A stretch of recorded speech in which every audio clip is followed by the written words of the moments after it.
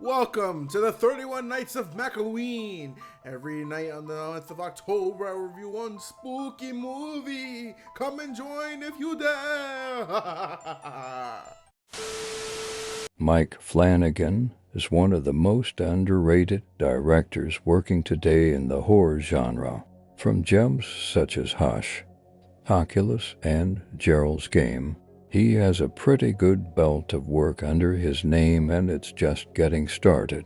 And while he has a film in development, I think it's right to cover his last film, which you'll say is a very underrated film, 2019's Dr. Sleep.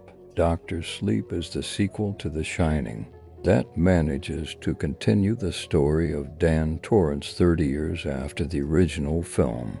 What makes Dr. Sleep so special is the writing and the performances. He'll start with the writing. The screenplay by Mike Flanagan is great.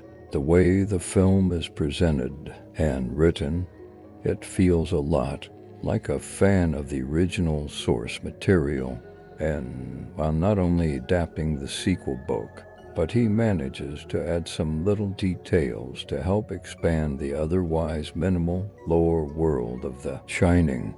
Dr. Sleep does a great job of expanding the lore and tells a very compelling story in its a half-hour runtime. Next up, the performances in this film were great. Everyone did a good job with their roles, but the main standouts would have to be Ewan McGregor, Rebecca Ferguson, and Kylie Curran.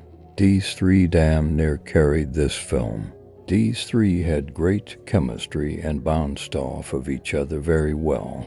They added a sense of authenticity to their characters.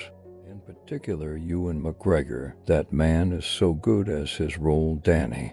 Very good performance. The only negative I will give to Dr. Sleep is that the runtime was a tad bit long. With its 2 hours and 30-minute runtime, it manages to use her to its fullest, and every minute there is something going on. However, there are some aspects that could have been cut, and in theory the film should have been about 2 hours and maybe an extra 15 minutes. Dr. Sleep was released on November 8, 2019 on a budget ranging between $45–55 million. After its run at the box office, it would go on to gross $70.3 million. Overall, Dr. Sleep is a very enjoyable movie. If you're a fan of The Shining or Stephen King, give it a watch, and if not, you should watch it and give the original Shining film a watch. Final grade. This is fun! Hello!